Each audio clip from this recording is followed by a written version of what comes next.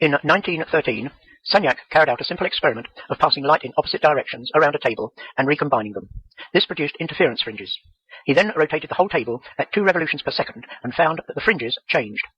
This result has very significant implications in science. It works as follows. A beam of light leaves the light source at the bottom left-hand corner and is split into 2 different beams, which we have coloured red and blue just to distinguish them. They travel around the circuit in opposite directions until they eventually reach the splitter, which also recombines them.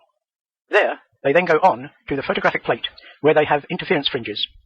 In this simplified version, we see the beam is split into 2, the red and the blue again, and they go around the circuit, and are recombined at the splitter and recombining prism, so that they again produce the fringes on the photographic plate. Now let us rotate the table.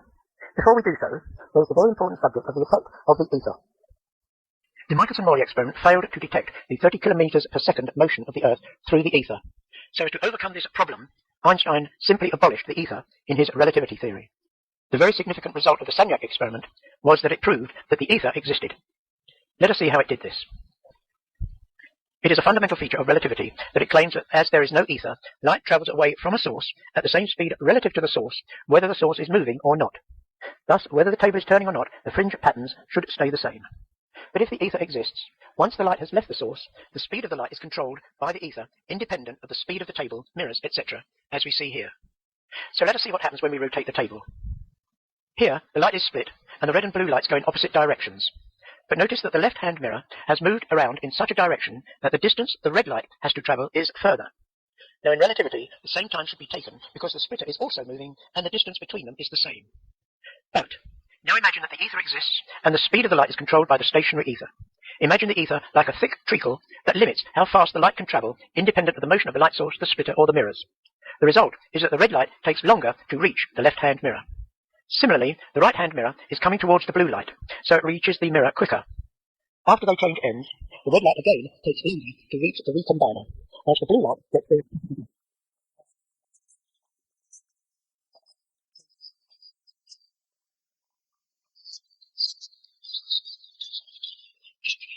fringes should change, and found that they did change by just that amount. The crucial feature of this experiment is that it demonstrates that the ether does exist, which demolishes relativity. How does the scientific establishment deal with this result? By muddying the waters with scientific gobbledygook.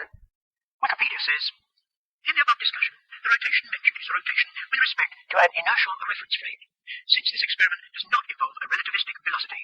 The same wording is valid both in the context of classical electrodynamics and special relativity. How on earth can it be valid in both theories? It clearly proves that the ether exists because the speed of the light is controlled by the ether, independent of the rotating table and mirrors.